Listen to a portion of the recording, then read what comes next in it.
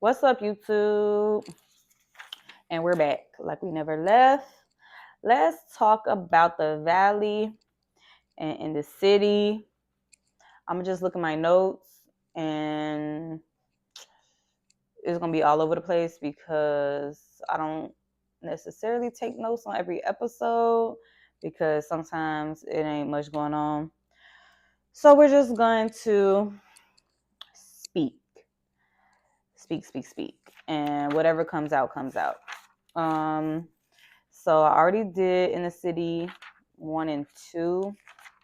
So we can go in the city first because, well, first of all, neither the valley or in the city has much going on. It's kind of like the same circular type of arguments.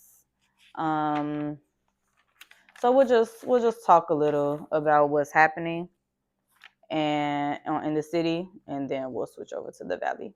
So in the city, so on episode 3 was Amanda signing her lease. So I'm like, oh, what happened to 1 month? But we all knew that that wasn't going to be realistic. You weren't moving nowhere for no 1 month, and then y'all were just gonna go on these dates and go to your therapy sessions and everything's all good, and a 30-day separation, I can come home. So I knew that was BS when she said it. So now we're fully signing the 1 month lease.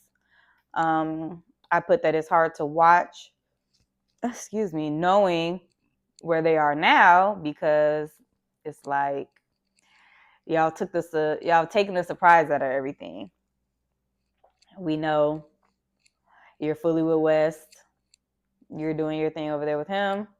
Kyle is dating, out in the streets, having fun. So it's like, I hate when stuff is behind because we're watching with a different lens now. And it seems more fake, I guess, in a sense, because it's like, you talking all this, but we know ultimately what you chose to do. So it's like, all right. She claimed in her confessional, Amanda did, that nothing was going on during the whole process of her sitting down with Sierra and West, telling them she was moving out and that she found a place, and that whole spiel when they were on the rooftop, the restaurant. Who knows what to believe from them two anymore? I'm tired of trying to decode their nonsense. They claim that they hadn't been doing anything yet.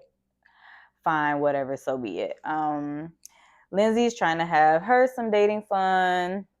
She says that she doesn't want to date with any expectations, which relatable content. Me and Lindsay are close in age, so I feel her on that.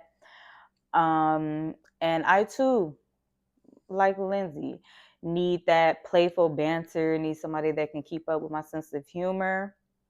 Because if you're dry, like the milkman was seeming, like his conversation was dry, like he was just sitting there like a bump on the log, and Lindsay had to kind of push everything, you wouldn't get a second date from me. I don't care how fine you are. But Yvonne, she thinks that Lindsay's just like claiming that she doesn't want to be in nothing serious because she's got a wall up and she's just trying to guard her heart and her feelings, but ultimately she wants a serious relationship. She wants a stepdad for Gemma. And I mean, that's her best friend. I could see both sides. I could see her being like, ultimately, yes, I want that. But for right now, I'm cool with just getting my feet back wet. I've been celibate. My baby's barely 1 year old. Let me just see what's out here. Let me have me some fun. And I feel like there's nothing wrong with that. Whitney, I said she's got a lot of stuff. When she was moving her stuff into Kenny's place, I was like, don't he just got like a 2-bed, 2-bath? That's a lot of stuff to be bringing into somebody's place that they're already used to living with on their own. And I just feel like, I forget how long they've been dating. But I still feel like she should have just got her own place to start. It's like, get acclimated to New York yourself. Have your own space that you can decorate and do what you want. And then after maybe a year, then maybe find something together, or you move in. I don't know. That's just me. I said that Kenny, how he was interacting with her, was giving a little bit of King and Quad for all my Married to Medicine watchers. Like, why are we being a jerk? Why are we being mean and like saying little sarcastic comments when she moved all the way from Cali, so across the coast, away from her friends, trying to integrate into your life, also while signing up to be on TV at the same time and be scrutinized and under a microscope, and you just making these digs and being a douche. It's like, time and place, Kenny. I don't dislike you, but time and place, you're doing too much. Lindsay versus Danielle. I think that from the sit down, Lindsay was in the right.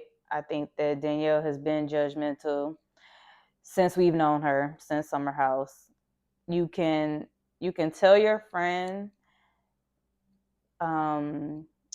things that you think about the way they're moving, or offer constructive criticism without wagging your finger at them, without acting like a mom. And I think that Danielle needs to find that balance of, this is my opinion, but I support you. Do what you want to do, girl, because I love you. And she has an issue with that part. She just wants to tell you, well, I wouldn't have done it like that. And it's like, girl. But then you kind of turn around and do some of the same things. So maybe be quiet. And that's a lesson that I've learned over the years as well. And I'm not too proud to admit that. You know, when you see your friends doing certain things and you like, oh my God, like, why are you moving like that? You know, don't necessarily get too big for your britches, because the universe will put you into some situations and you'll be like, damn, I should have shut the fuck up because now it's me. And you see where Danielle is at now. You was wagging your finger about Lindsay and I forget her baby daddy's name right now. It's escaping my brain, but you know, you was like, oh, ain't y'all moving too fast? And you know, well, what about this? What? And you have been with Owen on the show now. Well, while they were filming, you've been with Owen under a year, and you already talking about, oh, let's start family planning and talking about the future, and I want to have a baby with you. So literally the same thing that Lindsay did that you were judging her for. Okay, girl. So I can see why they're always into it.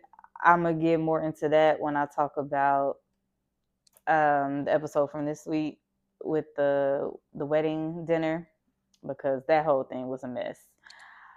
I also said that Kyle speaks up for Amanda way too much. She's a big girl. Stop putting your cape on and coming to her defense and trying to come to her rescue every time one of the other girls is on her heels, because she has no issue raising her voice. She has no issue cussing nobody out. She has no issue talking to you like she can speak. She's a big girl. She's fine. She don't need your protection all the time, because she never protects you. So you really look crazy when you always run in to jump in front of the gun for her when she leaves you out to the wolves every time. Stop doing it. It's annoying me. I also said I hope that Kenny doesn't break Whitney's heart. She needs to not be saying, "Oh, what if I'm not enough?" When it comes down to compatibility with somebody, is not that you're doing something wrong if it doesn't work out. Men can be fickle and never satisfied. So it's not, you don't put the onus back on you thinking that you're not enough for the man. You are who you are, and that's that. Either he's going to get with it or get lost. Either y'all are compatible or you're not. And that's that. Like, Whitney needs to work on her self-esteem. I'm sick of these girls coming on here and the self-esteem is in the gutter when it comes to these men. We're not talking about millionaires here. Like, everybody relax. Regular everyday men of New York City that work and have a little bit of TV fame. Calm down. Gavin is messy. Gavin is messy as hell. He's funny though. He's funny, and I feel like between him, Lindsay, and Kenny, they're keeping the show going. They keeping it rolling because they bring up the conversations and they get the ball rolling on the serious topics that need to be discussed. So he's funny as hell. And he says, I feel like what a lot of us watching be thinking, and he says it in scene, which is great. He's good for TV. He's good for this ensemble cast. I don't know why Georgina is there. I feel like she barely gets her own scenes. I feel like she's kind of dry. We don't need her back next season. I feel like we could put somebody else in that spot. That's just my opinion. You know, but I don't know how many episodes they're slated for. This past week was episode 7. So maybe she'll pick it up and maybe she'll change my mind. Danielle's dress was tea at Yvonne's little wedding dinner thing. Tea. She looked better than Yvonne. I think that's why Yvonne was really mad, but I'm just saying. It did look white on camera. When she showed the text message, I was like, oh, okay, yeah, it's a pale pink. But it definitely came off white on camera as well. So I don't know. But then when they sat down at the table, which was beautiful, by the way, Yvonne, if you ever see this, I could tell it did give pale pink. I could see it under that lighting. But yeah, too close to white. You just wear something else. Just wear all black like the other girls did. Like, when in doubt, if it's not a color or it's not dark enough, deep enough, then yeah, you know better. You a fashion girly. So you know what you was doing. You knew what you was doing, but it was pink. So get off her neck. I said, why would Kyle and Amanda be in love? Y'all been in a sexless marriage for years. Y'all been incompatible for years. Amanda never takes any accountability for the part that she's played in how the marriage crumbled. Everything is always, well, because Kyle, well, because Kyle, well, because Kyle. No. Like, you are also a part of this. Your mental health. I've never heard you say anything about being in therapy on your own to try to ground yourself and get yourself to being a functional member of society. You're a slob. You guys, the sexual chemistry been gone for years. He annoys you. We can see that on camera. So, and like Gavin was saying, okay, yeah, so his outlet is going out and drinking, but your outlet is smoking pot and laying up in the bed with the dogs all night, probably scrolling on TikTok. So who wants to deal with that as well? Who wants to deal with somebody that, I don't know, whatever you do all day, and then the house ain't clean, Do you cook? I would be surprised if you cook once a week, twice a week. And then, like I said, yeah, you don't clean up, and then you smoke weed and go to bed every night. What man? Please tell me what man is that going to be okay with? So I'm over them. Please get away from each other. Leave us alone. I want to see Kyle date and be happy and find his match and his equal. Which, hey Kyle, because he found, let me tell y'all. Maybe I'll still do my video about BravoCon because I still remember everything and it was so fun. I could put pictures and stuff. But I took a picture with him, fine as hell in person. Like on TV, I thought Kyle was cute anyway. I'm like, oh, okay, yeah, Kyle is handsome, whatever. I even like the mullet phase. He was even cute to me with the mullet. But in person, the skin is tea, the smile. Yeah.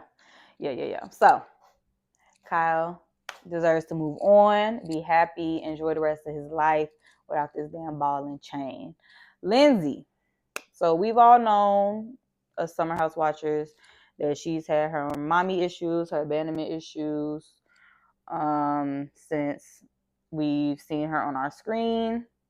Obviously, like Gavin and Kenny were telling her, I'm sure that shows up in your everyday relationships, whether you want to admit it, whether you're aware or not, which obviously we've all seen that happen to her, that she does things and she lashes out and tends to kind of push people to see what their limit is, to see if they're gonna walk. And then when they walk, then she's like, oh, I knew you were gonna do that to me. Lindsay needs to be in therapy. I'm about to sneeze. Ooh. Okay. Maybe not. Oh, nope. Bless me. Lindsay needs to be in therapy. I know she was doing it. We would see her do it at points on Summer House, but I don't know if those therapists were any good. I feel like if she's still with the same one that she had all those years ago, she needs to switch. And she really needs to get to the root of her issues. It was really sad to me when she told them that the relationship is done. Like she has no plans for reconciliation. And I'm like, damn, that's sad. Her mom's a grandma. And I'm interested to know the relationship with her sibling because she said that she has a brother, and I'm trying to remember, have we ever seen her brother? I can't remember. My memory is not great when it comes to these shows. That's why I'll do rewatches a lot of the time. But I would be interested to know what that relationship is also like, because that's sad that you made this life for yourself and you're doing good and your family stuff. People be messing up their kids, man. People don't deserve children. Like, girl, nobody told you to lay on your back and have 2 kids if you don't want to be a mom. I mean, I understand things happen, but it's like the kids are the ones that suffer. The kids are the ones that carry that energy and that baggage with them through life, and that's not fair. So, but God bless Lindsay. She's breaking the cycle. She's doing right by Gemma. She's seemingly a fantastic mother. So good for her. Yvonne and what's her husband's name? Nick? Is that his name? I think.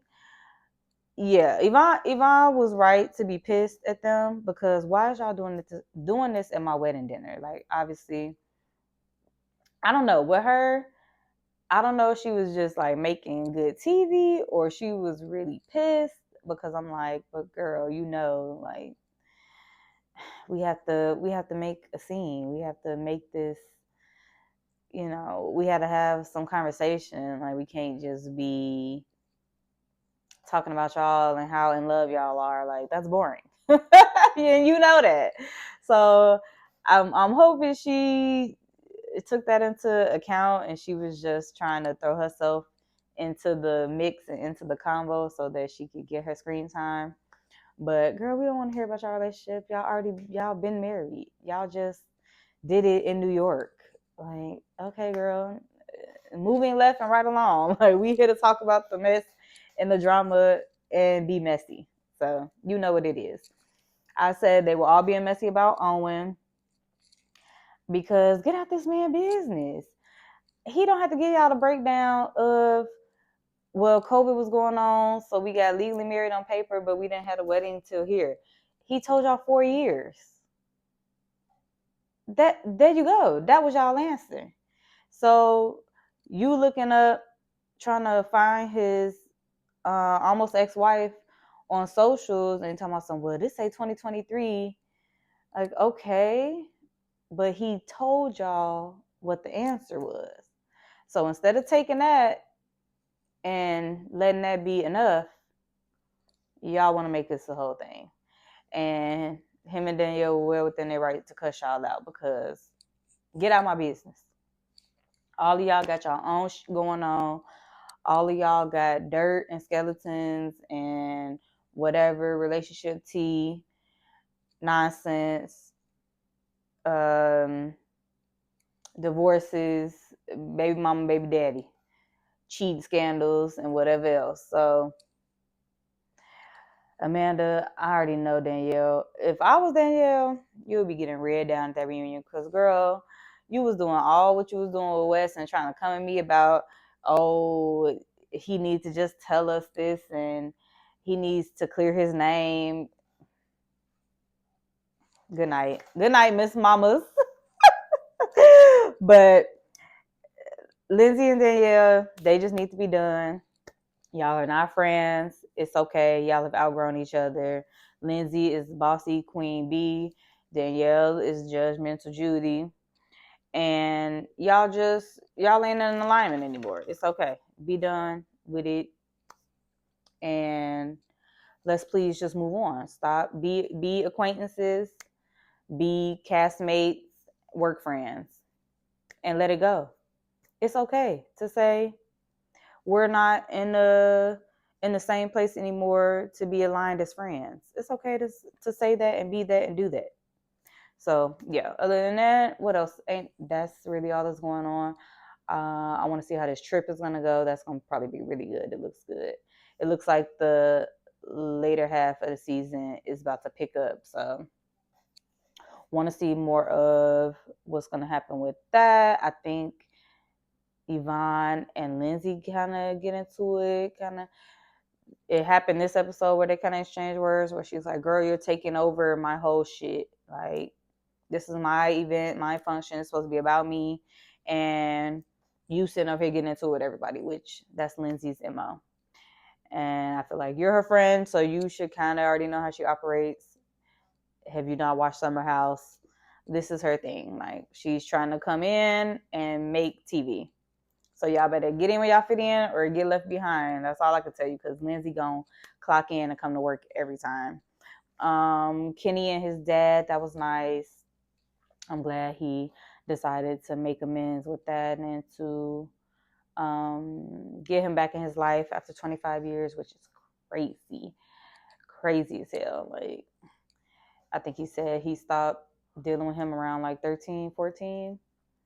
So that's like, whoa. So hopefully that's going well for him, especially since losing his mother. And yeah, that's that. So let's switch over to the Valley. So the Valley, it's been the same, like 2 arguments going, barely even 2, maybe 1.5, going for the whole season. This past episode was episode 14, and we're still talking about like the same stuff, which is crazy. We started out with Kristen and Luke with that whole thing of that she's postpartum and he wants her, he's like okay, well, but can we just get back to us? And it's like, no, douchebag. I just pushed a whole baby out of my body. My hormones out of whack. I'm in my head. I don't like the way I look. I'm hyper focused on my daughter. You can go to the back burner right now. And he's being like typical most men, just thinking like, okay, like what you mean? We could just like, yeah, we parents, but we still us. It's like, yeah, it doesn't work that way for women all the time like it does for guys. Some women can bounce back and they just, it's like nothing. They push the baby out and it's like, okay, yeah, but I'm still me.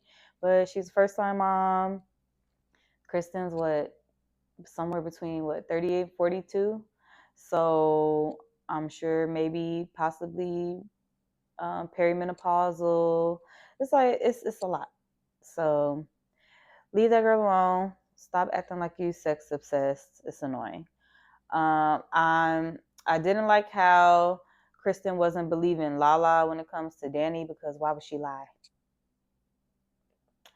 And I hope that she gave Lala an apology when she saw that episode play back of how Danny was talking to her when they did the little pageant competition, because he would have got smacked up for real. I don't like how Danny wants to put all the work on the nanny when the nanny comes to help them out on the trips and stuff, because again, Nia's postpartum. Same situation as Kristen. So she's not just gonna, even though this is what, her fourth baby, she's not just gonna leave her baby in the hands of the next person and like it's no big deal. And especially because her baby not latching onto the bottles. So then that makes it even twice as hard as what Kristen's going through. I also don't like how Nia excuses all of Danny's bad behavior. She said Daniel had a bad moment. That's not who he is. She always gets defensive, saying that he doesn't drink at home. Everybody that drinks, everybody drinks in the group, and everybody, I could say that everybody has a problem with liquor in this crew, and blah blah blah. So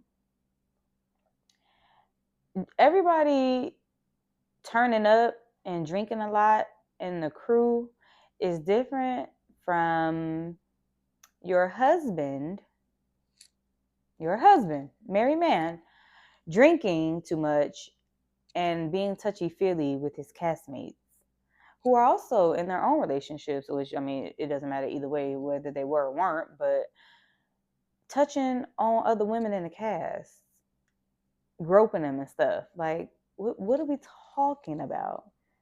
And as much as y'all don't like Janet and y'all want to make it seem like it's her, like she's more at fault than the person that did the touching, which I don't understand that. She wasn't wrong.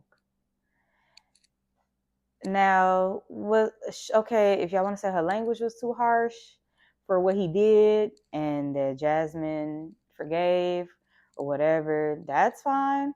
But we're not going to act like he didn't do what he did.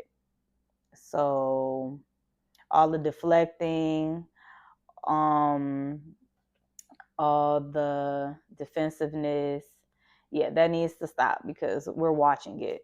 We're seeing it. So you can't lie your way out of the things. Well, we didn't see the incident, but other than that, we see how you act.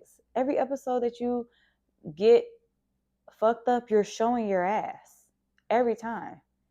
Like sloppy as hell, mean as hell. So if I was Nia, baby, you wouldn't be able to drink around me, because he get too nasty when he drink. I don't like people like that. His mouth is disgusting. And you supposed to be such this man of God and everything else. Mm-mm.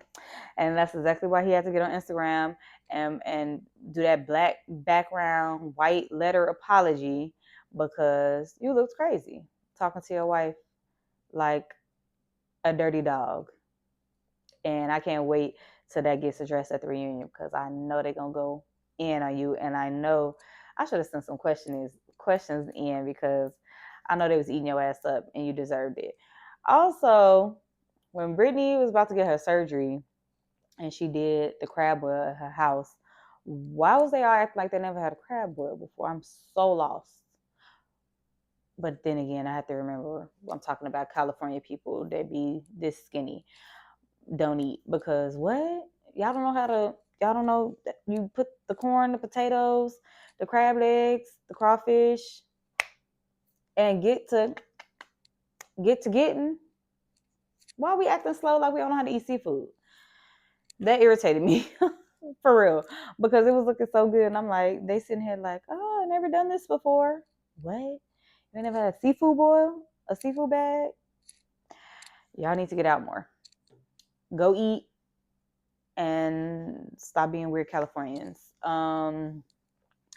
Let's see what else was happening. Oh yeah, I just more about Danny and Nia I wrote. Because I'm just like, if this how you act when cameras are up and you get caught drinking like this and talking how you talk to your wife, I don't even want to know. Well, then that would make sense why they both claim that you don't drink at home because you wouldn't be allowed to drink at home.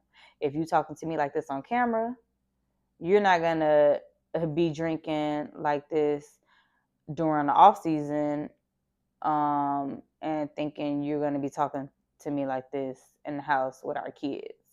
So, but I don't like that they try to self-produce and make themselves look like this perfect, happy.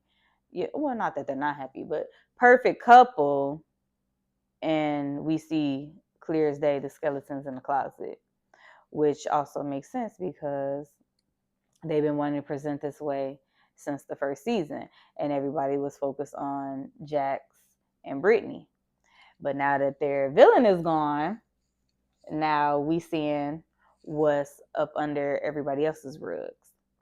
Um, so that's interesting, and I feel like they need something else still, like with Jax being gone.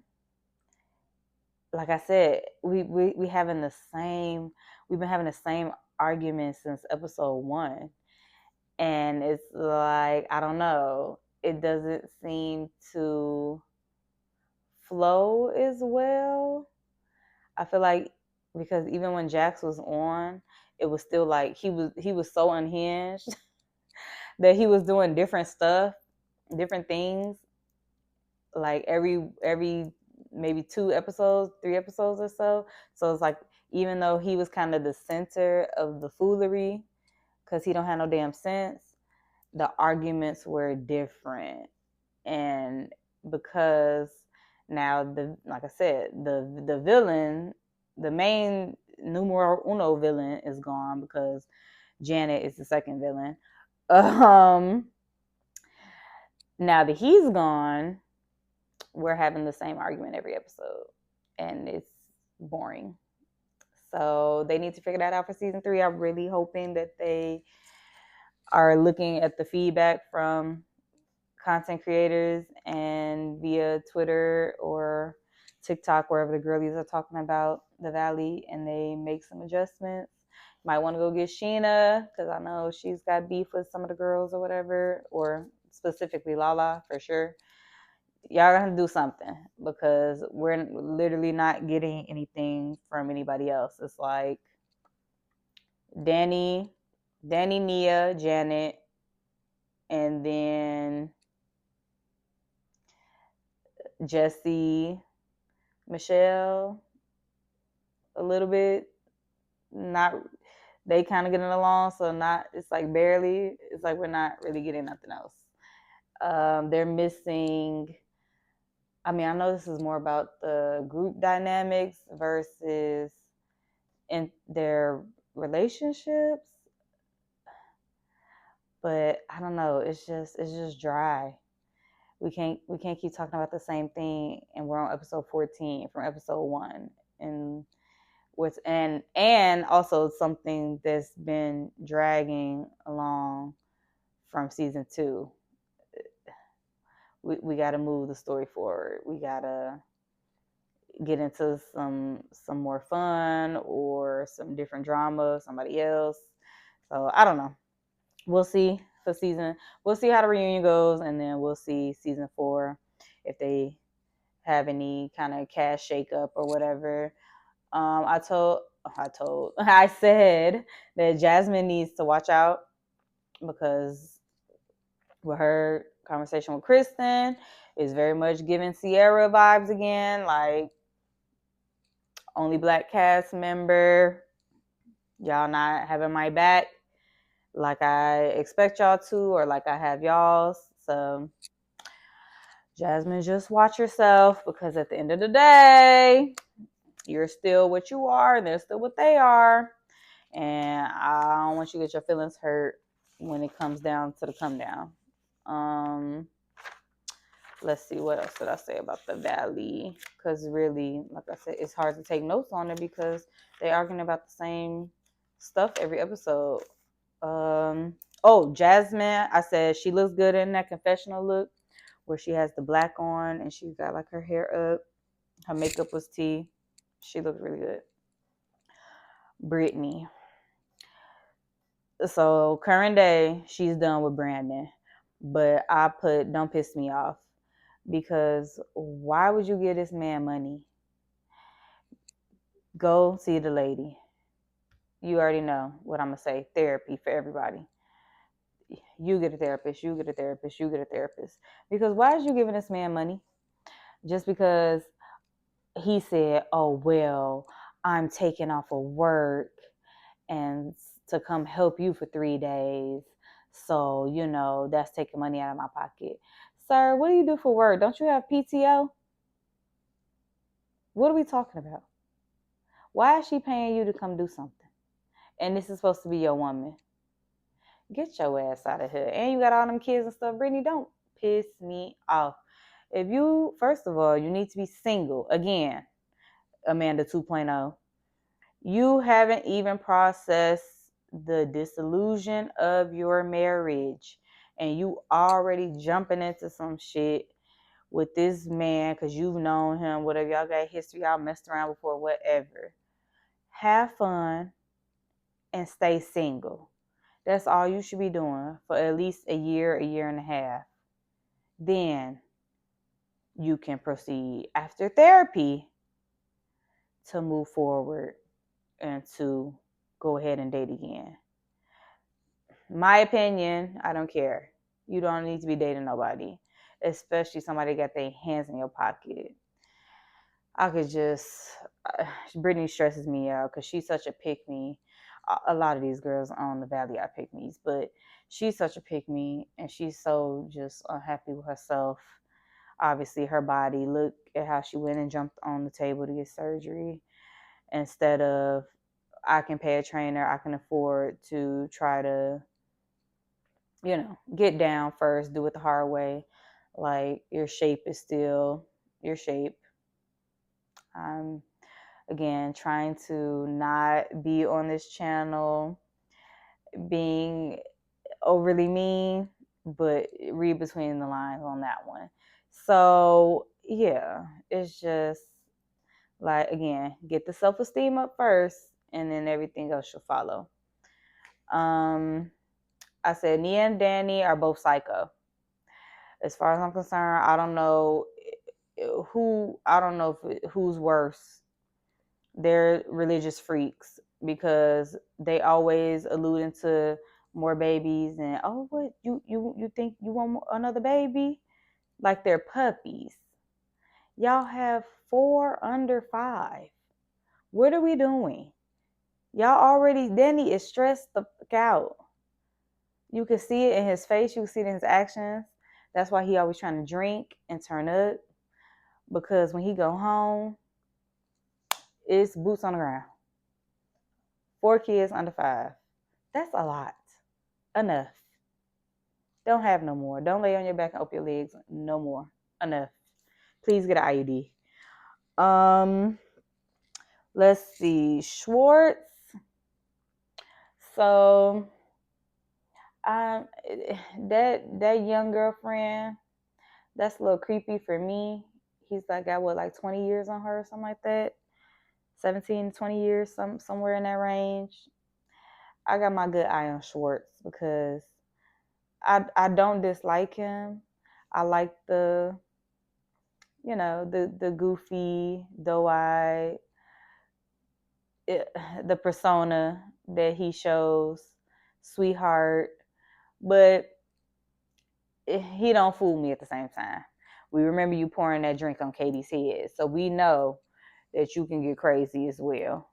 So I got my eye on that because 20 something year old and you're 41, 42, somewhere in there around Kristen, same, you and Kristen the same age.